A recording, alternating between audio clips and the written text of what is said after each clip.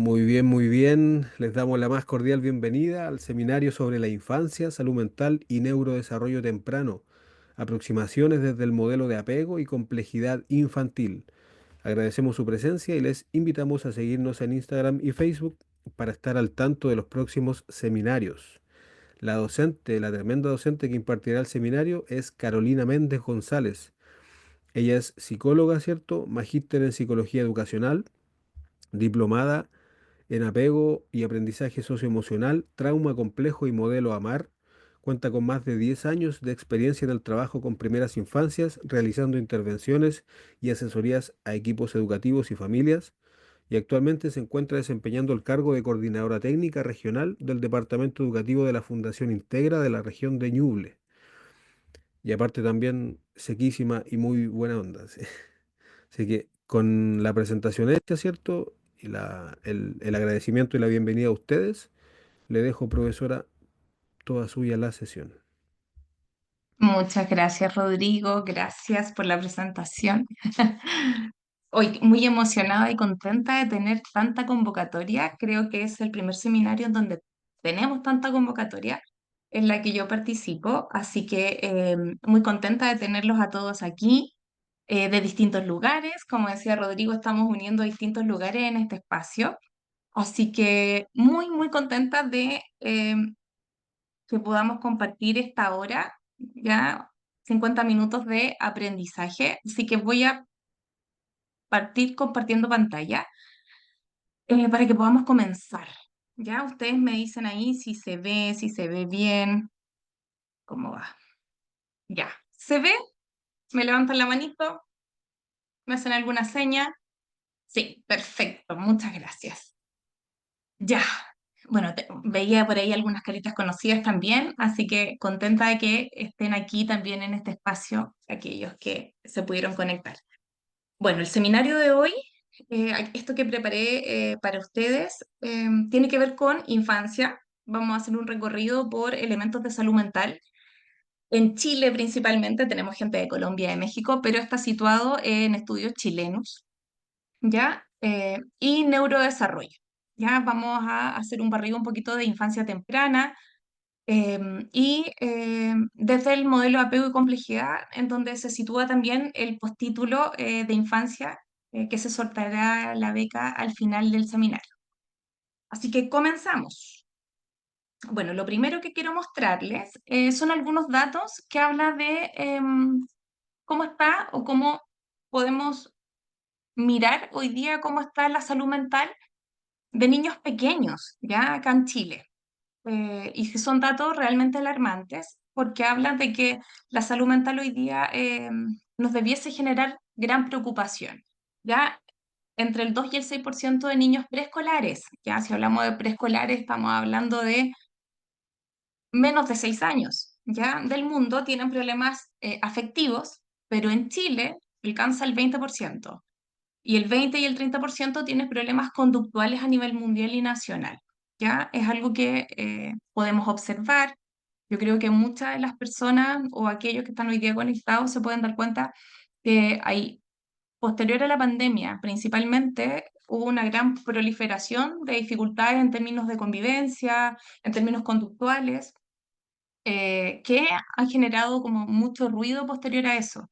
Ya, pero estos datos también son anterior a pandemia. Por lo tanto, estos elementos que tienen que ver con salud mental, que tienen que ver con el bienestar de los niños y niñas, quizás se acrecenta mucho más en pandemia, pero es algo que se viene visualizando anterior a esto, anterior a esta pandemia que igual nos vino a encerrar, vino a generar un cambio, ¿cierto? Pero que de todas maneras estos datos se visualizan anterior a este hecho. Entre el 16 y el 36% de los niños también preescolares tienen problemas de salud mental que no son detectados por las educadoras de párvulo, ¿ya? Eh, Hoy día también cuando hablamos de educación en Chile, tenemos en jardines infantiles una gran cantidad de niños en una sala pequeña con pocos adultos, ¿cierto? Por lo tanto, las dificultades de niños, ¿cierto?, de conducta como más externalizantes o que se demuestran mucho más, son mucho más visibilizadas. Aquellos niños que golpean, los niños que sí pelean, por ejemplo, pero los niños que no generan dificultades conductuales, no necesariamente este adulto, ya que tiene 28 niños en sala, va a poder visualizarlo. Se les pierde un poco en el camino aquellos niños que no demuestran tanto ni sus emociones, ni cómo se sienten, ni lo que les pasa. ¿Ya? Y esto se ve reflejado, ¿cierto? Cuando vemos que entre el 16 y el 36% de estos niños que tienen problemas de salud mental no logran ser detectados por un adulto, que principalmente aquellos que reciben o son llevados a una consulta psicológica, por ejemplo, o los que reciben mayor atención en un centro educativo, son aquellos niños que externalizan mucho más sus emociones, ¿cierto? Que golpean, que gritan o que generan alguna dificultad ahí como conductual, son aquellos que reciben la mayor atención, ¿ya? No así los niños que no lo hacen. Bueno, aquí también hay datos que habla de estudios de 0 a 6 años, ¿ya? Se hizo un estudio con diferentes países, 24 países, entre esos Chile, y en este que está aquí en verdecito, Chile está ubicado aquí en la última parte donde está la flechita, y nos damos cuenta que lidera o tiene el primer lugar en los puntajes más altos sobre ansiedad, depresión y problemas para dormir, ¿ya? Y eso es de niños de 0 a 6 años. Lideramos en comparación a otros países como, no sé, Irán, ya que son países que han estado en guerra por mucho tiempo. Chile finalmente viene a liderar dificultades de salud mental. Ya estas cifras son bastante preocupantes. Estos estudios son del 2011. Y también, en comparación también con 15 países, Chile también se encuentra con altas tasas, ¿cierto?, de dificultades en lo que tiene que ver con bienestar socioemocional, elementos de salud mental, en niños muy pequeños. Entonces ahí nos preguntamos un poco qué está pasando o cuáles son las dificultades que están teniendo nuestros niños siendo tan pequeños en términos de salud mental, que se ven reflejados en estudios comparativos con otros países, en donde finalmente Chile tiene tasas muy altas de ansiedad, de depresión, de problemas para dormir, de agresión, ¿ya? Si nos comparamos con países que han estado en guerra, por ejemplo, o posguerra, eh, o que a uno, ¿cierto? Igual le permite visualizar que están como en peor situación socioeconómica que Chile, por ejemplo, pero que los resultados nuestros son más desfavorables. Bueno, aquí plantea un poco lo mismo. Chile sigue apareciendo en la comparación con 4 países con índices altos en emociones como negativas, ¿no? Como miedo, frustración, o más más que negativas, pudiésemos decir emociones más bien que no nos gusta tanto como sobrellevar, como el miedo, frustración, timidez, ¿ya? Chile también tiene sus índices más altos, ¿ya? Y aquí en el último, en el naranjo, es un estudio también que evalúa salud mental, bienestar emocional y prácticas de crianza en niños de 1 a 4 años, ¿ya? Y ahí los países, ahí se ven distintos colores, los países que están más en oscuro, en negrito, son los que están en peor situación, ¿ya? Y entre esos tenemos Chile aquí, Brasil, por ejemplo, China, Rusia. Entre más oscuro, peores condiciones de salud mental, ¿ya? Y Chile figura nuevamente, ¿cierto?, entre los países con peores cifras en salud mental, junto con Brasil, Rusia, China, ¿ya? Y también teníamos personas de México, ahí se ve México no tan oscuro, pero también se visualiza. Bueno, y aquí ya no tan pensando en los niños pequeños o de 0 a 6. Hasta los 18 años, más del 60% de las personas van a sufrir algún problema afectivo, social o conductual, ¿ya? Y el 75% de los trastornos de la edad adulta tuvo sus inicios en la edad escolar. Finalmente, si miramos un poco estos elementos de salud mental que yo les estoy mostrando, que se visualizan en estos estudios, nos damos cuenta que hay una profunda crisis en términos de salud mental en niños muy pequeños, ¿ya? Y que no nos estamos deteniendo como sociedad a analizar o entregar algunos elementos que pudiesen solucionar o mejorar estos índices, ¿ya? Y después vamos a revisar otro estudio también que también señala que si tenemos tantas dificultades en la primera infancia en términos de salud mental, eso también puede traer, sin duda, elementos que nos van a acompañar a lo largo de toda nuestra trayectoria vital. Y se ve reflejado en nuestro cerebro, en nuestra conducta, en nuestra forma de afrontar la vida, ¿ya?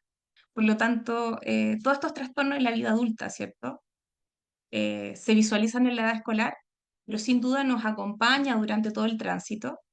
Y hoy día los sistemas educativos, ¿cierto? Que son los que también contienen gran parte del tiempo en los niños y niñas, porque no sé cómo se da en otros países, pero al menos en Chile, los niños ingresan al sistema escolar a partir de los 6 meses, si es que así se pudiese decir, ¿cierto? O sea, la cuna, y de ahí no se detienen hasta la edad adulta. Entonces, finalmente, el sistema escolar también, y que contiene y el que genera estos procesos, ¿cierto?, de contención, de acompañamiento de niños y niñas, y no necesariamente siempre son los papás los que realizan este proceso, ¿ya?, de crianza, sino que también se alterna un poquito con este sistema educativo. Y ahí cabe preguntarse, ¿qué está pasando? ¿Ya? Las cifras no son muy alentadoras, ya nos hablan de dificultades o de una emergencia en términos de salud mental con niños muy pequeños. Los estudios hablan de niños de preescolares, de 0 a 6, por lo tanto algo está pasando. Algo no estamos viendo, algo está pasando, algo está sucediendo que no nos estamos dando cuenta y que estamos finalmente sobrellevando, estamos como seguimos funcionando, eh, pero sin duda las cifras nos hablan de que hay muchas dificultades en términos de salud mental que no estamos mirando. Desde ahí, me gustaría que nos detengamos un poco en cómo vemos hoy día a los niños y niñas, ¿ya? Cómo los estamos mirando, cómo comprendemos cómo ellos actúan, cómo ellos se desarrollan, cómo ellos se vinculan, cómo los observamos. ¿Cómo lo hacemos? ¿Desde qué lugar nos situamos para mirarlos? ¿Ya?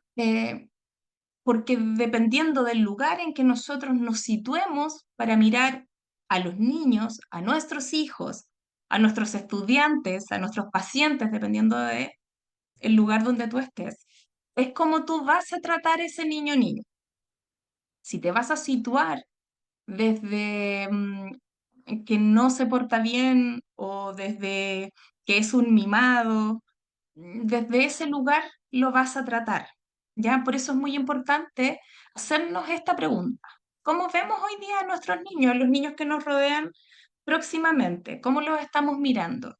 En la cotidianidad, en su estrés, en su desarrollo, ¿ya? Porque dependiendo de cómo los miremos, es cómo vamos a interactuar con ellos y cómo los vamos a tratar. Desde ahí, detenernos un poquito en este elemento que tiene que ver con que todos los mamíferos, ¿cierto? Incluyéndonos nosotros, necesitamos el cuidado de un otro, ya durante cierto periodo de tiempo.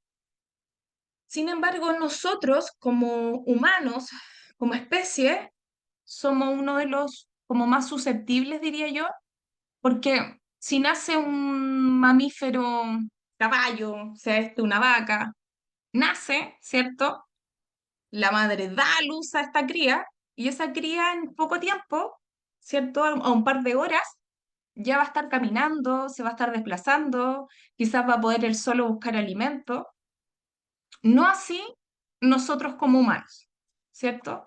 En donde nacemos sin esa capacidad. Por lo tanto, necesitamos, o sea, como que nuestro sistema nervioso tiene un periodo muy, muy complejo, muy sensible, que necesita de un otro para lograr sobrevivir, ¿ya? Porque si nosotros como especie no tuviésemos un cuidador, una persona que está al lado de nosotros, no pudiésemos sobrevivir. Si nosotros, nuestra mamá nos da a luz y nos deja ahí, no tenemos ninguna posibilidad de sobrevivencia, ¿ya? Entonces, necesitamos un cuidado, necesitamos un cuidador para poder desarrollar, ¿ya? Em, Y por eso es tan importante para nosotros el contacto y el cuidado de otra persona. Sea este mamá, papá, tío, tía, da lo mismo, ¿ya? No necesariamente tiene que ser la mamá o el papá, tiene que ser un cuidador que esté próximo, ¿ya? Porque este periodo le permite, o este vínculo, ¿cierto? Le permite a este niño o niña sobrevivir a lo largo del tiempo. Ya, al margen si es mamá, papá. A veces nosotros creemos, oye, no, si eso es porque es su mamá. No necesariamente es así, sobre todo en el primer periodo de la infancia, en donde lo importante para ese niño es que haya un otro nada más, una persona, que le permita a él sobrevivir, desarrollarse, crecer y como el desarrollo, ¿ya? Que necesitamos a este otro vinculante, este otro que nos permita la sobrevivencia, primero en elementos como de bienestar, la alimentación, ¿cierto? El cambio de pañal, todo eso, pero posteriormente también lo que tiene que ver con el vínculo, con la protección y la seguridad. ¿Ya? Y eso también lo necesitamos nosotros como especie para el desarrollo. Y desde ahí, ¿cierto? Em,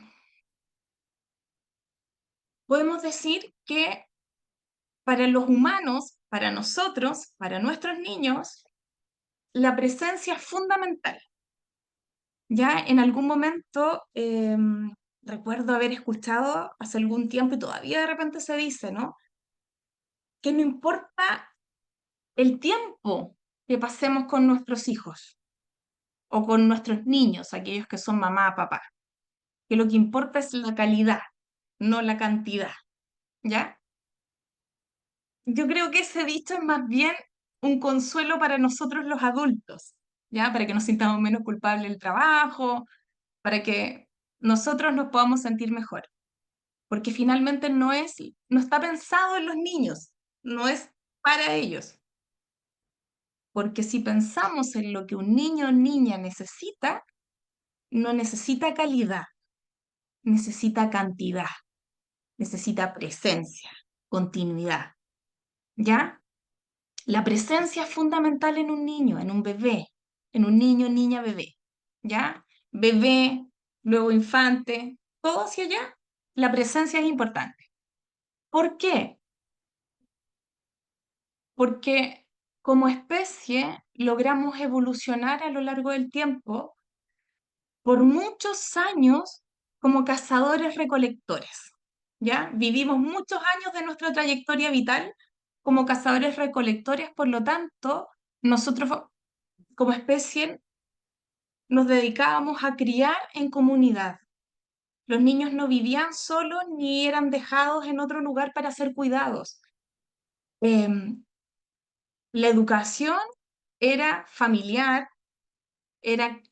una madre nunca criaba sola tampoco, se criaba con la tía, con la abuela, por lo tanto era un sistema alopátrico, se llama, ¿ya? En donde viven de alguna forma en una crianza comunitaria.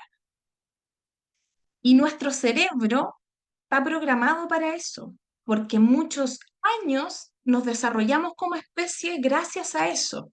Por lo tanto, nuestro cerebro está preparado, está ajustado para desarrollarse y crecer y vincularse de esa manera, ¿ya? Por lo tanto, tenemos un cerebro ancestralmente programado para estar en contacto constante, continuo y permanente con estos cuidadores que son importantes, significativos, ¿ya? Pero este desarrollo como ancestral no está muy vinculado con lo que tenemos hoy, con este mundo moderno, en donde la crianza es muy individual, ¿cierto? Se cría muy solitariamente, ya no tenemos estas crianzas como muy comunitarias, no siempre está la abuela, los tíos, hoy día tenemos otro tipo de cuidado, ¿ya? Y eso sin duda nos hace pensar o comprender un poquito los datos, las cifras tal vez, no los quiero situar ahí, ¿cierto? Tanta dificultad en salud mental, tanta dificultad que se observaban en los niños tan pequeños. Y quizás también tiene que ver con esto, con que ancestralmente estamos programados para un desarrollo distinto a lo que tenemos hoy en este mundo moderno, que no tiene mucha coherencia desde lo que yo necesito o el niño necesita para su desarrollo versus lo que hay, lo que tenemos hoy día, ¿ya? En donde los tiempos para criar son cada vez más escasos y son otras personas las que toman este rol. Desde ahí, em, como estamos ancestralmente programados para este vínculo, ¿cierto?, de apego que me permite finalmente la seguridad, la estabilidad. em, Existen condiciones que se tienen que dar para que se dé este vínculo de apego, ¿ya? Entre un bebé, un infante y su cuidador, ¿ya? Los vamos a leer y nos vamos a ir, y ahí la idea es que ustedes vayan pensando que para que se desarrolle un vínculo de apego entre un niño y una persona, sea quien sea esta persona, tienen que existir estos factores, ¿ya? Tiene que ser una relación afectiva que debe ser duradera en el tiempo. La relación afectiva debe ser estable, consistente y específica en el tiempo, o sea, tiene que ser una persona que de manera estable, consistente y permanente, o sea, que esté todos los días, el mismo tiempo, la misma persona conmigo. Y la relación afectiva debe comprender un patrón de protección y regulación del estrés, o sea, esta persona es quien me protege, me cuida, ¿cierto? Pero también el que me calma, el que cuando yo tengo pena o tengo miedo, es quien me calma, ¿ya? Y ahí me detengo un rato, ¿y por qué coloqué este elemento a pesar de que no nos vamos a centrar hoy día en apego eh, y ni en eso? Me detengo aquí porque muchas veces creemos que solo por ser los papás, las mamás, somos las personas que tenemos estos vínculos de apego. Pero para que esto se dé, se tienen que unir estos factores, ¿ya?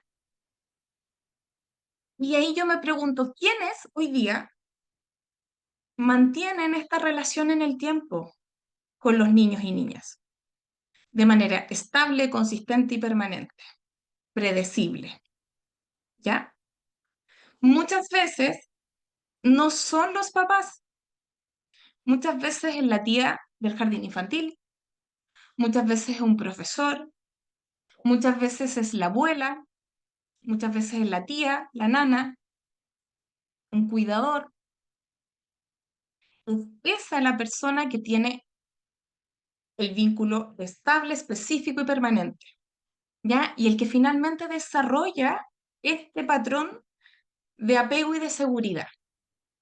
Esto tiene que suceder. Esto es lo que busca el cerebro del niño. El niño busca a, a través del apego, ¿ya? Porque el apego lo genera el niño, no lo genera el adulto. El adulto activa, ¿cierto? Activa su sistema de cuidado. El que activa el sistema de apego es el niño, que le permite a él, ¿cierto?, a buscar o aferrarse a un adulto, ¿cierto?, que le permita sobrevivir. Entonces, para que se desarrolle este vínculo de apego, el niño necesita estas condiciones. Y si nos detenemos ahí, estas condiciones hoy día no son tan fáciles de desarrollar, porque vivimos en un mundo moderno donde la mujer ya salió al trabajo, donde los horarios laborales son extensos y donde el cuidado de los niños hoy día se ha delegado a otros sistemas, ¿verdad? Pero no olvidemos lo que hablábamos recién, el cerebro del niño está ancestralmente programado para otra cosa, ¿cierto? Para estar cerca de sus cuidadores, cerca de su sistema como familiar cercano. Desde ahí, cuando un bebé nace con el 22% más o menos de su cerebro desarrollado. solo el 22%, ¿ya? Y al cabo más o menos de entre 3 4 años de vida, este cerebro logra entre el 60 y el 70% de desarrollo. Por eso se le llama, hasta los 3 4 años, la edad o la época más sensible del desarrollo, porque es en este periodo en donde se generan las mayores conexiones neuronales, en donde los niños van desarrollando como grandes esfuerzos mentales, diría yo, para aprender, vincularse, para generar el habla, la marcha, ¿verdad? Em, para lograr como socializar la atención conjunta. Se genera a los 9 meses la revolución de la mentalización también. Entonces, hasta los 3 4 ya, hasta los 3 de los 0 a los 3 años de vida, es el periodo más sensible de un niño en términos de desarrollo cerebral, ¿verdad? Y finalmente este desarrollo cerebral va a depender de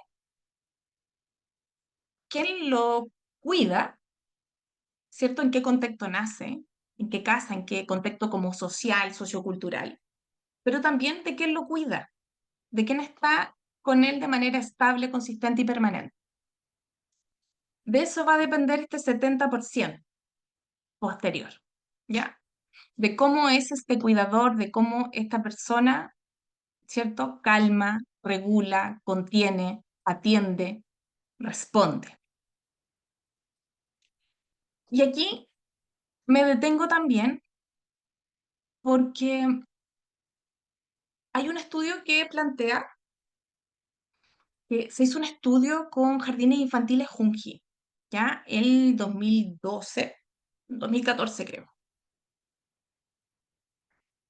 en donde se evaluó em, como la salud mental o cómo desarrolla el vínculo las educadoras de párvulo, ¿ya? Y ahí también em, nos- el estudio muestra finalmente que las educadoras tienen bastantes dificultades a la hora de mantener este vínculo estable, constante y permanente. Ya nos damos cuenta que tenemos muchos niños por sala. También nos damos cuenta que las mismas educadoras de párvulo, técnico en párvulo, tienen altos índices de dificultad de salud mental también, que nunca han sido atendidas. Por lo tanto, esta interacción constante con los niños pequeños y el estrés de estos niños, a ellas también las estresa muchísimo, ¿ya? Y aquí también mencionar que se ha demostrado que la separación de los niños chiquititos, pequeñitos, con sus figuras de apego, es un potente estresor para ellos. Llena todo su cerebro de cortisol. Y a medida que esta separación se prolonga en el tiempo, ¿cierto? Por ejemplo, cuando tengo niños que están internados en residencia, o tengo un niño con un cuidado más bien indiferente de sus cuidadores, o esta separación de alguna forma se prolonga por largo tiempo, eh, puede afectar este cortisol que invade, ¿cierto?, el cerebro, afecta ciertas áreas neuronales, que también vamos a revisar un poquito ahí, encontré un estudio muy bueno al respecto, em, que permite que pudiesen haber daños posteriormente, ¿cierto?, tanto emocional, en su salud física, en su sistema inmunológico, ¿ya? Por lo tanto, el cuerpo y el cerebro de los niños no está preparado para la separación, no está preparado para que a los 6 meses entres a la sala cuna o para que al año, 2 años, logren entrar al jardín infantil. No, no está preparado su cerebro para largas horas de separación con su cuidador, su cuidador principal, ¿ya? Porque tenemos cerebros cazadores recolectores, ¿ya? En donde no nos separábamos del cuidador hasta que fuéramos grandes, porque se vivía de otra manera.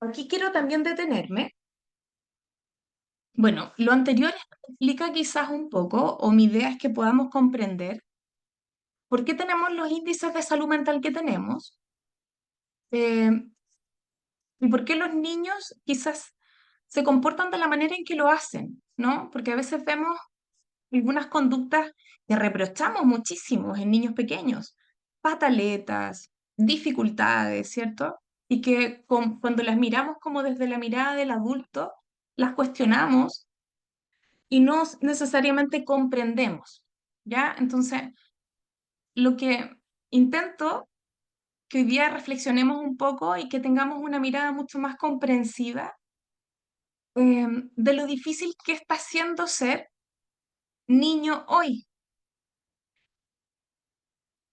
El otro día hablaba con alguien y llegábamos a la conclusión y decían, qué difícil es ser papá hoy día, me decía una persona, porque los niños están muy difíciles. Y yo les decía, pero igual qué difícil es ser niño hoy día, porque en generaciones anteriores todavía teníamos a la mamá que estaba en la casa 24/7, todavía teníamos mayor permanencia de un cuidador estable, consistente y permanente en casa. En cambio, ser niño hoy es un niño que pasa siempre fuera de casa y que llega solamente en las tardes recién a vincularse con estas figuras significativas. Entonces, depende del lugar donde nos situemos para mirar al niño, ¿cierto? Que era la lámina principal. ¿Desde dónde lo estamos mirando? ¿Cómo lo estamos mirando? Desde donde lo miremos es cómo vamos a tratarlo o cómo vamos a comprender cómo él funciona, cómo él siente, cómo él vive. Entonces, pudiésemos decir que difícil es ser mamá o papá hoy porque los niños son muy difíciles, pero también podemos decir que es difícil ser niño ahora, con estas condiciones en donde no están preparados para eso. Ya, aquí me voy a detener solo un momento, ya, porque quería mostrarles también para que lográramos comprender, ¿no? El estrés en los niños, que son situaciones por las que se consulta mucho, ¿ya? En psicología se consulta mucho, llegan muchas mamás, papás o los mismos profesores. Derivan muchísimo a los niños por estas situaciones estresantes, em, que hacen pataleta, que gritan, que no controlan la frustración, que se enojan, ¿verdad? Y también aquí la idea es comprender un poco qué pasa, ¿ya? Y para eso tenemos este cerebro, ¿cierto? Con un corte aquí longitudinal, en donde vemos algunas zonas como esa que está ahí rojita, que es la amígdala. Aquí al frente tenemos en morado la corteza prefrontal, el cuerpo calloso ahí, ¿ya? Pero aquí lo importante es saber el estrés. Cuando yo tengo un niño que está muy molesto, que rompe algo, que tira algo, lo que se activa en este niño es la amígdala, que está en el cerebro, como a la altura de la nariz, como por aquí, si hacemos el corte. ¿Ya? No es la amígdala de acá. Tenemos amígdalas acá que se las pueden extirpar, sacar, pero no es lo mismo. Tengo otra amígdala también en el cerebro y esa es la que como se activa o contiene todas las emociones, ¿ya? Y cuando se activa la amígdala por alguna situación, se enciende, podríamos decir, ¿ya? Se enciende esta amígdala y sale como con una baliza, ¿ya? Diciendo como que algo está pasando. Esa amígdala libera cortisol, malestar, ¿cierto? A todo el cerebro. Y finalmente, cuando el cerebro está invadido, ¿cierto? Por esta emoción que genera la amígdala en niños pequeños, yo digo, a los 5 años, de 5 hacia abajo, cuando se activa la amígdala, esto que está en morado, que es la corteza prefrontal es lo que te permite a ti tomar decisiones, te permite reflexionar, te permite dialogar, te permite comprender, no sé, tiene todas estas funciones ejecutivas. Cuando la amígdala se activa en un niño porque está enojado, porque está frustrado, porque está molesto, se activa, se enciende, su corteza prefrontal se apaga, ¿ya? Actúa así como el switch, yo siempre digo que actúa como el switch de la luz, ¿ya? Tal cual en niños de 5 hacia abajo. Si tú enciendes la amígdala, se apaga la corteza. Si tú enciendes la corteza prefrontal, se apaga la amígdala. ¿Ya? Muchas veces vemos, ¿cierto?, a papás, educadoras de párvulo o distintas personas, profesores, cuando los niños están muy, muy enojados, intentando calmarlos, muy desde el lenguaje, diciendo que se calmen, que respiren, que conversemos, que reflexionen, ¿ya? Todo eso que está pidiendo el adulto es corteza prefrontal y está apagada. Va a ser imposible que un niño de 5 hacia abajo logre reflexionar, logre pensar, logre calmarse por sí solo, porque esa capacidad se encuentra alojada en la corteza prefrontal que se apaga cuando la amígdala se enciende. Yo creo que se refleja muy bien en los niños pequeñitos, de sala cuna, no sé, 2 años, menores de 2, porque actúa como un switch. Se enciende una, se apaga la otra, ¿ya? Cuando tenemos niños chiquititos, no sé, pequeñitos, de 1 año, 1 año y medio, y está llorando por alguna situación, no sé, quería algo y no lo obtuvo, o se le fue la mamá, y tú lo tienes en brazo y le dices, mira, allá afuera hay un perrito, y el niño, ¡pum!, se le apaga la amígdala, deja de llorar, pero así como por arte de magia, y pone atención a lo que tú le estás diciendo, que es el perrito, el gatito que está afuera. ¿Ya? Y ahí ves cómo se apagó esta amígdala, el niño deja de llorar y presta atención plena a esta acción que tú le estás diciendo que está afuera.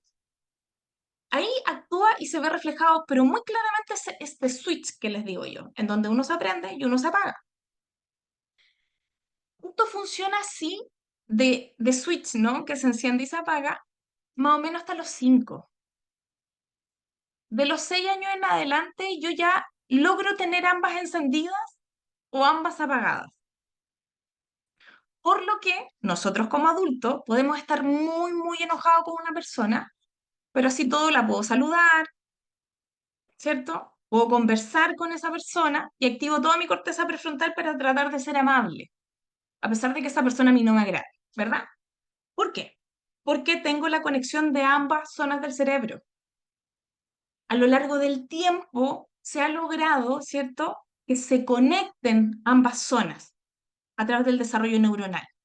En los niños pequeños, ambas zonas no tienen tanto flujo neuronal, ni tampoco la corteza prefrontal ha logrado tanto desarrollo. La corteza prefrontal termina de madurar como a los 26 años, ¿ya? Por lo que todas estas capacidades, ¿cierto?, que se exigen o que se piden para los niños de autorregulación, de que se calmen, son capacidades que a veces ni siquiera los adultos tenemos tanta capacidad de realizar, ¿verdad? Desde ahí, em, yo creo que es importante ser realistas con esto de la autorregulación, que a veces pedimos bastante a los niños, que se calmen, se autorregulen. Cerebralmente no están preparados para eso, ¿ya? Y nosotros como adultos debiésemos ser más realistas frente a aquello, porque no se va a poder realizar, ¿ya? Cuando se activa esta amígdala y se enciende así, muy grande y molesta, tiene tres capacidades, o tiene tres formas, diría, sí, formas primarias o primitivas o sí, primitivas de respuesta cuando este estrés es muy alto. Tenemos niños o niñas o personas también que tienden a huir, otros que tienden a atacar y personas que se paralizan o se disocian frente a mucho estrés. Ya estas son tres respuestas de la amígdala frente a situaciones altamente estresantes. ¿Ya? Y nosotros lo podemos ver en los niños. Tenemos niños que cuando se vinculan y tienen alguna dificultad con algún compañero o compañera, ¿cierto? Van a ir al ataque, ¡pum!, van a dar, van a golpear. Incluso nosotros como adultos, ¿cierto? Cuando nos sentimos estresados, molestos, tenemos ganas de ir al otro, ¿cierto? Y lo perseguimos diciendo, pero es que tú, vamos al ataque, ¿ya? Vamos al choque. No así otras personas que cuando tienen dificultades, están altamente estresadas, quieren salir del lugar. Y si pudiesen tomar sus cosas e irse inmediatamente, lo harían, ¿ya? Pero no, casi siempre actúa ahí la corteza prefrontal para ayudarnos y mantenernos en el lugar cuando sea necesario. pero tenemos niños que se paran en la puerta, que salen corriendo, que se van, ¿ya? Porque son más bien de huida. Y tenemos otras personas o otros niños que uno los ve un poquito así como congelados o paralizados frente a situaciones de estrés sin saber muy bien qué hacer. Tengo una manito levantada. Rodrigo, ¿podemos acoger esa manito levantada? Claro que sí. Javiera, aquí estoy Gracias. habilitando el micrófono. Uy, hola, ¿se escucha? Hola, sí, Javiera. Fuerte y claro. Disculpe, quería consultar, ¿y cómo podemos ayudar a los niños entendiendo qué es este switch? Cuando hay, se enciende la amígdala, ¿de qué forma podemos apoyarlos en ese proceso? Qué buena tu pregunta. Gracias, Javiera. Mira, ¿qué es importante? Acompañar, contener. ¿Qué significa? Tenemos que pensar en qué necesita ese niño. Porque somos nosotros, si ellos no logran regularse, si no tienen la capacidad cerebral para hacerlo, el estrés del niño es el mejor escenario para el desarrollo socioemocional, para brindar seguridad. Porque cuando él está estresado es cuando de alguna forma se pone a prueba esta seguridad emocional, esta incondicionalidad del otro. Entonces, ¿qué debemos hacer nosotros? Primero, saber, este pequeño, este niño, niña, va al ataque, va a la huida, se paraliza, porque también de eso va a depender cómo yo me aproximo. Hay niños que sí necesitan aproximación, que tú necesitas tomarlo en brazo y calmarlo.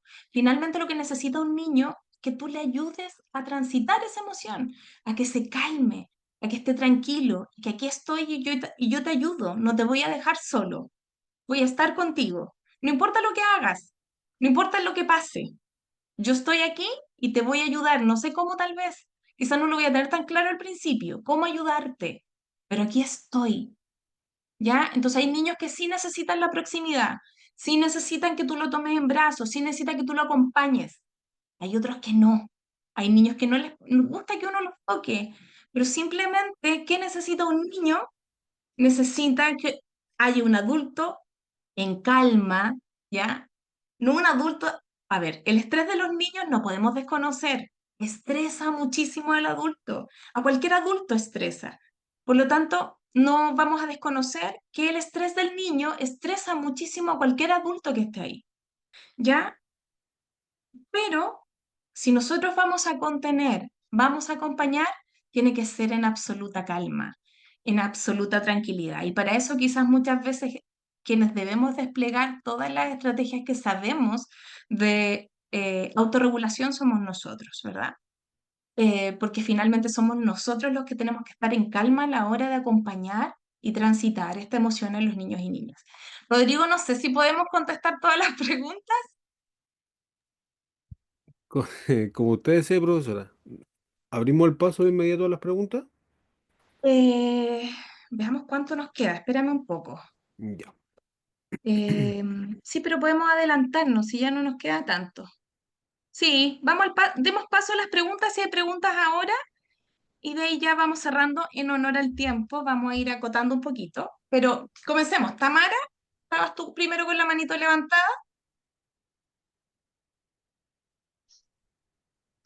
¿Aló? ¿Se escucha? Sí, hola, se escucha muy bien. Oh, hola, buenas noches. Mire, yo quiero, es una pregunta muy parecida a la anterior. Por ejemplo, en el caso de mi hija, tiene 3 años, se desregula demasiado, grita mucho, llora mucho, no entiende razones. La comprendo, no converso. ¿Y en qué momento se podría conversar para explicar que lo que está haciendo no está bien? Porque en ese momento no me está escuchando.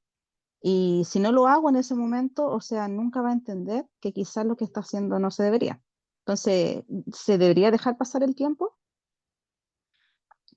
Para que para que un niño logre comprender, ¿verdad? Lo que tú quieres transmitirle, lo que tú quieres. Tiene que tener su corteza prefrontal encendida. La única forma que tú logres que ella comprenda, que es lo que tú quieres, ¿verdad? Que ella comprenda la situación, cuando se apaga su amígdala. ¿Qué significa? Cuando ella esté en calma, cuando ella esté tranquila, cuando ella no tenga pena, cuando ella no tenga rabia, cuando ella no esté frustrada. En ese momento es importante, pero con un lenguaje sencillo, simple y muy respetuoso de lo que ella siente, de lo que ella vive, y mirado también, Tamara, desde ella, porque a veces igual estamos pidiendo cosas muy desde los adultos, desde lo que se debe hacer, ¿ya? Y a veces pedimos cosas que no sé si los niños las comprenden tan bien y no sé si las miramos tanto desde ellos. Entonces yo creo que ahí lo importante es ser muy respetuoso, muy claro. eh, y ahí me voy a detener en tu pregunta, Tamara, para decir otra cosa. La conducta de los niños y niñas casi siempre tiene dos focos o tiene dos formas de mirarse. Un niño se comporta de la manera en que se comporta porque está buscando regularse de esa manera o porque está buscando maximizar el vínculo. ¿Ya? En el postítulo, si ustedes, pues, el que se gane la beca me va a entender con mayor claridad cuando hablamos con la maximización del vínculo porque se ve ampliamente en el postítulo. Pero ¿qué tiene que ver la maximización del vínculo? Es cuando el niño busca que mi cuidador principal o la persona que yo quiero esté más cerca de mí y tenga su atención plena conmigo, esté al lado mío, esté próximo a mí, no importa cómo, pero esté más cerca mío porque siento que no está tan cerca, ¿ya? Entonces muchas veces los niños tienen conductas como botar cosas, comenzar a golpear o volverse más inquieto porque se están dando cuenta que mi cuidador, que la persona que yo quiero que esté conmigo y esté conectado conmigo, no que esté mirando el celular, no que esté hablando con otra persona, sino que esté conmigo, no está. O está en cuerpo, pero no está 100% conmigo. Entonces, ante eso, los niños tienen ciertas conductas que buscan que este adulto se aproxime a mí, maximizan el vínculo. Entonces, por eso, Tamara, yo también digo, también hay que saber mirar las conductas de los niños, porque a veces, si solo la miramos desde la mirada de los adultos, claro que se está portando mal, claro que lo está haciendo mal, pero quizás hay algo más profundo que el portarse mal. Y ahí los invito a tener una mirada muy comprensiva de los niños, no solo punitiva, sino que también comprensiva. Y desde ahí mirar, esta conducta responde a que se está regulando, necesita moverse porque está inquieto, porque necesita regularse, o porque necesita que alguien que él quiere tener cerca esté aún más cerca. ¿Ya? Eso. Me perdí ahí, Rodrigo, ¿quién venía después? Viene Mario, profesora. Ya, Mario. Mientras le doy el paso a Mario, debo decir que tenemos el récord de preguntas y 9 personas con las manos levantadas. Mario, Ya, te estoy... vamos a intentar contestar las 9 preguntas, porque me decían que Ya. podía contestar 3. Vamos, Hola, Mario. ¿se escucha, cierto? Sí, sí. Ya. Mira, quería hacer una pregunta muy relacionada con la compañera anterior. Ujú, Yo tengo un hijo de 3 años, 2 meses, ¿ya? Y yo me cambié de comuna desde la séptima hasta la segunda región, Antofagasta, ujú. y a él le tocó en marzo, yo me vine en febrero, él entró en marzo a jardín. Ok. Va cerca de 2 a 3 horas al jardín. Pero desde que ingresó al jardín, o desde que yo me vine aproximadamente, coinciden los tiempos, ha estado bien desafiante. Algunas pataletas, como mencionas tú. Y la verdad es que nosotros con la mamá estamos pensando de que el factor principal es el estrés. Pensábamos que podía ser, por ejemplo, el ingreso al jardín. Y ahora con tu presentación, yo más bien percibo que puede ser, por ejemplo, esta ausencia de otro cuidador principal, que sería yo. Y ahí, por ejemplo, yo te quería preguntar, ¿cuáles serían como estrategias para abordar, en este caso, la separación de un cuidador principal, que sería yo? Mario, ¿él te dejó ¿De de qué ver? forma se puede Esa es abordar mi eso? duda. ¿Cómo? ¿Él te dejó de ver? Eh, ¿Ya no te ve? s- eh, una vez al mes y hacemos videollamadas, pero pierde Ya, como ya. la atención, es como no es tan constante. Sí, Sí. ok, Entonces ahí como ya. cuál sería la estrategia de mitigación frente a esta separación. Mario, mira, si, no, si me sitúo desde el paraguas, ¿cierto? Que tiene este postítulo y cuando hablábamos de este seminario también, desde el modelo de apego y complejidad, eh, no podría hablarte de tips ni de estrategias ni nada porque no existe la estrategia en específico. Si hay alguien que te vende y te dice, este es el tips para mejorar, no, porque hay muchos elementos que son características muy propias de ti, de tu hijo, de tu crianza, de todo. ¿Qué elemento es importante? Al niño se le removió el mundo entero. Por lo tanto, aquí, ¿qué es lo importante? Que la persona que él tenga como cuidador principal hoy día, a pesar de que una de estas figuras se mueve, sea muy respetuosa y comprensiva con su ritmo, con su espacio. Y ahí te vuelvo a hacer solo la pregunta, ¿cómo lo están mirando? Porque a lo que les presenté la vez anterior, dependiendo cómo tú lo mires, es cómo lo tratas. Si ustedes lo están mirando como un niño desafiante, yo voy a tratarlo como alguien que me desafía y yo tengo que ponerme en esa postura. Yo creo que la mirada ahí tiene que ser muy comprensiva de que el proceso para él está siendo difícil. Y esta forma, esta conducta que él tiene de desafiar, de tener más pataletas, de mostrarse más externalizante, lo que está mostrando es que necesito algo. Desde ahí, colóquense los grandes lentes de poner atención de qué es lo que necesita. ¿Te necesita a ti? Perfecto. No puedes estar 24/7, no puedes estar tan cerca. ¿Quién sí puede estarlo? Y esa persona que sí puede estarlo, que esté de manera estable, consistente y permanente, respetuosa y muy comprensiva con él. ¿Ya? Porque tal como a veces a nosotros se nos mueve el mundo, por supuesto que a los niños también. Bien, Abigail, estamos muy pasados en el tiempo, muy, muy, muy. Ya, Abigail. Sí, buenas noches. Le quería consultar debido a que usted explicó las tres formas primitivas en las que un niño puede como resolver o reaccionar al estrés. Y me preguntaba porque, claro, he visto que este patrón se repite demasiado en adultos, pero mi pregunta es si los niños de alguna forma pueden elegir, digamos, como de alguna forma de cuál de estas tres formas reacciona o se trabaja o es más bien algo como innato. Ok, Abigail. Son formas primitivas de acciones de la amígdala para cualquier persona, ¿ya? No solo para los niños. Nosotros lo vemos como súper latente en los niños, ¿ya? Lo vemos como muy puro, por decirlo así, ¿ya? Ya que nosotros tenemos las mismas a veces reacciones, solo que nuestra corteza prefrontal nos lleva a hacer lo políticamente correcto, ¿ya? Versus los niños, que como no tenemos esta acción tan potente de la corteza prefrontal, no se da de la misma manera, pero no es solo característica de niños, es de nosotros como ser humano, ¿ya? Como especie. Entonces, desde ahí, no es que tú tomes la decisión, no es una decisión, ¿ya? Y finalmente, ¿cómo tú te das cuenta cuál es mi manera o cómo mi cerebro reacciona cuando está sometido a situaciones extremas o muy estresantes? ¿Qué es lo que va a atender tu cuerpo? Porque esta amígdala, cuando tiende, por ejemplo, al ataque, cuando tu amígdala, al estar muy estresada, tiende al ataque, envía sangre a tu cuerpo, ¿cierto? Para la defensa, a tus músculos, a tus manos, a tus piernas, como para defenderte. ¿Ya? Entonces, por eso te digo, son respuestas que tiene esta amígdala, pero que no puedes decir, no, yo ahora voy a elegir atacar, no, yo ahora, no.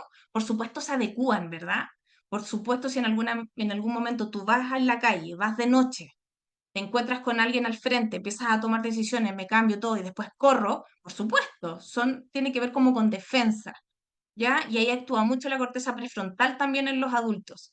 Pero cuando estás en una situación estresante, en donde estás al límite, no sé, una dificultad al límite, ¿cierto? En una discusión con una pareja, una situación de violencia, ¿qué vas a tender a hacer? ¿Ya? Entonces tiene que ver un poco con eso.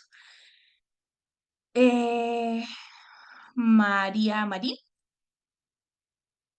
¿Se han levantado más manos, Rodrigo? Es mi idea. Como que se baja alguna y no sé otra. Ya, Hola, ¿hasta qué hora? Disculpa María, ¿hasta qué horas tenemos, Rodrigo? No sé, profesora, si le parece responder unas 3 preguntas más, ¿cierto? Ya, sí, Mm, como para cerrar un poquito la presentación luego de esas preguntas y con eso ya terminamos.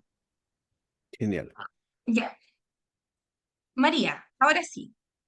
listo. Bueno, mira, mi pregunta estaba muy relacionada a la de Abigail, la compañera anterior, y fue Ujú, exactamente eso, si era algo espontáneo o era algo decisivo. Lo entendí perfectamente, el hecho de que debido a que los niños no hacen de pronto ese ejercicio en la prefrontal, pues obviamente no la deciden.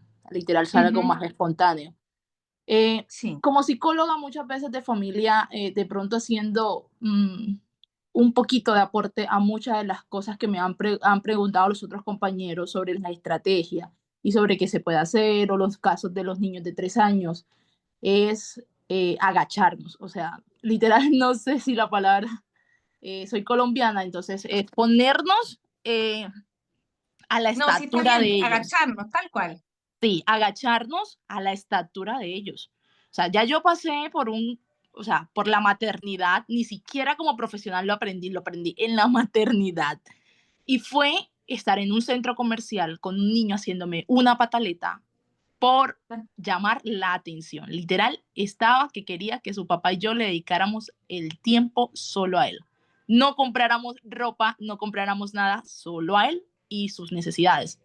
¿Qué nos tocó? Agacharnos, o sea, literal, sentarnos. Me senté en el piso, delante de todo el mundo, y le dije, ¿quieres así? ¿Está bien? Y se quedó así mirándome como, o sea, ¿qué estás haciendo, mami? Levántate. Solo quería que me calmaras. Y le dije, no te voy a calmar, me voy a sentar y voy a esperar a que tú te calmes solo. Porque esto no es la manera en que quiero que llames la atención. Si tú me hablas, hablamos en casa o lo resolvemos aquí, pero me hablas. No vuelvas a llorar para llamar mi atención. Ya tenía 4 años. Creo que esa fue una de las cosas que más, y lo he puesto en práctica de en adelante, y a quien le puedo aconsejar es eso, agáchate, agáchate y intenta resolverlo desde su estatura. O sea, literal, a veces ni siquiera vemos el estrés y el caos. Ahí sentada comprendí que había un caos en ese centro comercial, que desde esa estatura lo estaba viendo como algo gigantesco. Entonces, comprendí que mi hijo estaba estresado. O sea, literal dije, ¿cómo es posible que yo lo esté exponiendo a tanto sobreestímulo y no esté viendo eso? O sea, no estoy viendo eso, ni lo estoy comprendiendo, ni estoy siendo una mala mamá. O sea, ese día literal después decía, Dios mío, o sea, no lo vuelvo a hacer. O sea, literal, si veo que mi hijo ya me pide, mami, vamos para casa, mami, hagámoslo. O sea, literal, hagamos cambios también porque son necesarios. Y si vemos que cosas o lugares estresantes, pues intentemos dejarlo, dejémoslo al cuidado de otra persona porque vamos a causar un daño de una u otra manera en su amígdala, la vamos a hacer que se altere. Entonces, pues ahí eso era más o menos eso y pues ya la pregunta que tenía me la habían resolvido, entonces de verdad muchísimas gracias. Muchas gracias, gracias por compartir. Benjamín,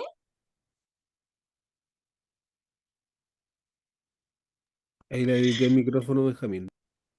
ok. Hola, buenas noches, ¿cómo está, señorita? ¿Cómo se llama usted? Carolina, Carolina, hola Benjamín, ¿cómo Carolina. estás? ¿Cómo está usted? Quisiera presentarme, yo soy Benjamín, soy adolescente y me propuse estar acá como para el seminario como yo he estado, por temas que yo siempre he querido saber. Y en este caso yo quería saber, porque mi psicóloga me decía, porque yo he sido psicóloga en COSAM por ser autista. Ok. Y me decía el psicólogo que yo estuve demasiado tiempo en estrés, mucho cortisol y que me intoxiqué por cortisol y por eso que estoy más o menos como me he alterado por mis cosas. Ujú. Quisiera consultar cómo la amígdala, cómo es que funciona en casos de que el cerebro esté como medio intoxicado por el cortisol.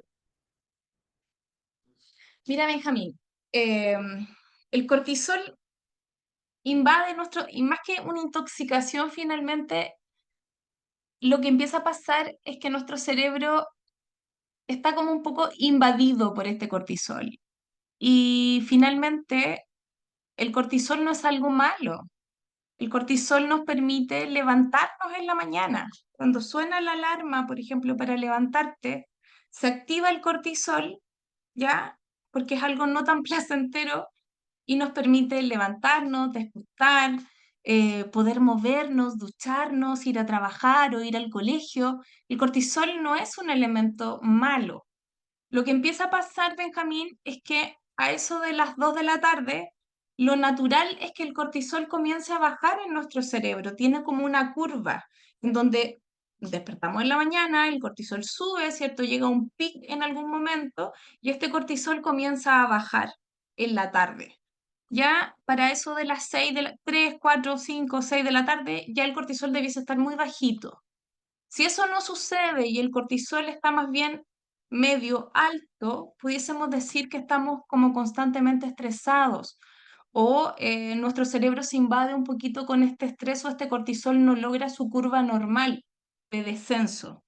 ¿Ya? Y ahí pues, empezamos a tener algunas sensaciones corporales, pues nos empieza a doler la cabeza, nos duele la guatita, nos empezamos a sentir mal. Y nuestro cerebro, por supuesto, también se afecta. ¿Qué significa? No descansamos bien, ¿cierto? Cuando tenemos estrés crónico también, ya también pueden pasar algunas cosas, pero ahí más que otra cosa es permitir este descenso de cortisol y buscar estrategias que te permitan estar como en calma.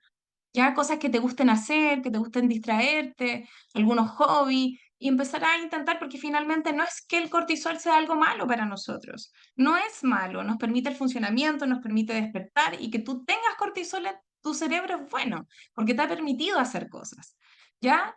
Lo importante es que esta curva de a poquito vaya bajando, vaya siendo como, pero hoy día, Benjamín, la mayoría de nosotros mantenemos el cortisol más o menos arriba, porque lo que hablábamos anteriormente, tanto ni los niños ni nosotros estamos ancestralmente programados para esta vida que tenemos, este mundo moderno, ya en donde pasamos muchas horas en el trabajo, eso nos hace que tengamos el cortisol más o menos alto la mayoría. Así que yo creo que hay que buscar estrategias como de, de distracción, ¿ya? Pero así como intoxicado, yo creo que no, yo creo que estamos un poco estresados y hay que buscar ahí algunos elementos para encontrar la calma. Ya, no puedo responder todas las preguntas, lamentablemente. Me encantaría, espero verlos en el postítulo, ¿ya? En el postítulo ahí tendremos mucho más tiempo para desplegar muchas más preguntas y obviamente hablar ampliamente de todo esto. No alcanzo a mostrarles, este era un estudio muy bueno que encontré acá también en Chile, ¿cierto? De la Universidad de los Andes. El 2021 se realiza y habla de los sistemas neurofuncionales sensibles o cómo este cerebro se vuelve muy sensible a experiencias adversas en la infancia. Y solo me quiero detener en el cuadro E, que está acá abajo, que habla de los años. Ya lo rojito, lo que se ve en rojo es el sistema perceptual, ya cómo se activan algunas zonas del cerebro para habilitar como la percepción. Luego tengo el sistema afectivo, que son qué zonas del cerebro me permiten esta parte más vincular o afectiva. Sistema de interferencia social y finalmente el sistema de control ejecutivo, ¿ya? Y me voy a ir a los años, ya que estamos hablando de infancia temprana. Si nos damos cuenta, entre el primer año de vida hasta los 11 años, ¿cierto? Lo que tiene que ver con el sistema celeste y el rosado, que son el sistema afectivo y el sistema de interferencias sociales, que ambos está asociado al sistema límbico corteza prefrontal, nos damos cuenta que son las partes que se ven, pudiesen ver más afectadas y que a lo largo de la trayectoria vital también tienen mayor tiempo frente a experiencias tempranas adversas como el maltrato, como la vulneración de derechos, como el abuso sexual, ¿ya? Cómo se afecta a lo largo y cómo nos damos cuenta que en estas etapas del desarrollo, entre los 2 y los 7, son altamente sensibles, ¿ya? Y que podemos tener algunas afecciones como cerebrales frente a eso, ¿ya? Pero quería mostrárselos. Vamos a avanzar aquí, nos vamos, Aquí suelo hablar de la paradoja del tiempo. Antiguamente nuestros abuelos no sabían de criar, no habían leído nunca un libro de crianza, nada, pero sí tenían tiempo para criar. Nosotros hoy día tenemos todos los consejos de crianza, todo en redes sociales, pero no tenemos tiempo, ¿ya? Entonces hoy día tenemos una paradoja del tiempo que antes no teníamos. Bien, con estas consideraciones finales ya me voy despidiendo. Relevar el rol del cuidador, ¿cierto? La importancia del poder del tiempo que pudiésemos tener. Dedicar tiempo hoy día es muy difícil, pero aquel que tiene el poder del tiempo tiene el poder del cambio. Hoy día las educadoras de párvulo, los técnicos en párvulos tienen el poder del tiempo, ¿ya? Más que los mismos papás.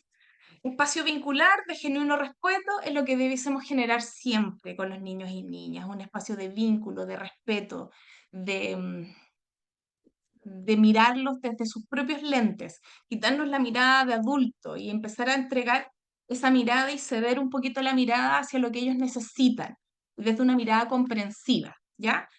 ¿Estrés como estresor? Sí. El estrés de los niños sin duda va a estresar a nosotros como adultos, por supuesto, pero es importante reconocer que debemos ser capaces de mentalizar, ¿ya? De tratar de leer la mente al niño de una manera muy adecuada y respetuosa y desde ahí sin juicios, ¿ya?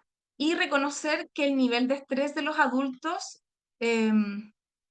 interfiere en la relación con el vínculo. Entre más estresado yo esté con la vida misma y yo desde ahí quiera mantener una relación con algún niño, el estrés del niño va a ser doblemente estresante para mí, ¿ya? Autocuidado es muy importante. En la medida en que yo esté más tranquilo, más calmado, me va a permitir un mejor vínculo y un mejor cuidado con un niño o niña. La regulación, el espacio de regular emocionalmente, es el mejor espacio de desarrollo para fomentar el desarrollo socioemocional en un niño y el vínculo de seguridad emocional. Así que miremos estas desregulaciones, ¿no? Como una gran oportunidad, porque es lo que nos va a permitir el desarrollo del vínculo, el desarrollo socioemocional que tanto necesitan los niños y niñas. Y con esto ya por fin me despido. Perdóname, Rodrigo, nos extendimos bastante, pero les agradezco mucho, mucho, mucho la participación. Ya está. Muy bien, wow, wow, wow. Me Nos pasé, pero extendimos, sí, pero muchas que gracias. son temáticas que es necesario siempre tocar y recordar. Hagamos algo, somos más de 700 personas, brindémosle aplausos virtuales a la profesora, ¿cierto? Por la excelente ponencia Muchas que nos acaba de gracias. presentar, el tiempo que se dio, ¿cierto? Para responder las preguntas. Sabemos que siempre quedan dudas, siempre quedan consultas, es muy complicado responder a todos en estas actividades que son Sí, tan masivas y por lo mismo la invitación al postítulo, ¿verdad? Se pasen también por nuestras redes sociales, obviamente, el material que siempre estamos compartiendo, que la sociedad de apego y complejidad también sí, comparte. sí, Genial. Y en esa misma línea, profesora, quiero darle el espacio, ¿cierto? La palabra para que, si usted gusta, cierre este video o algún mensaje sí. final, invitación final, todo suyo. Agradecer mucho la participación, ya las preguntas. Lamentablemente el tiempo no nos da para responder todas las preguntas, pero los invito a este postítulo, ya con grandes docentes. Ya tenemos a Felipe, a Daniela, a Paula, Víctor, que son grandes exponentes y que les van a permitir entrar o ahondar en el mundo de la infancia desde una mirada distinta, ¿ya? Desde una mirada muy respetuosa, muy cercana, que nos ponen de alguna forma, mira, en la primera versión que ahora estamos ya finalizando, tenemos estudiantes que dicen que les revoloteamos la cabeza con la forma en que se mira hoy día o desde los modelos teóricos que nos situamos para comprender a los niños. Así que desde ahí los invito a participar, ya que se motiven por este postítulo y bueno, yo les agradezco mucho la participación, la convocatoria. Estoy muy, muy contenta de tener tantas personas reunidas en esta temática. Así que muchas gracias y bueno, nos estaremos encontrando en otro espacio. Muchas gracias, Rodrigo.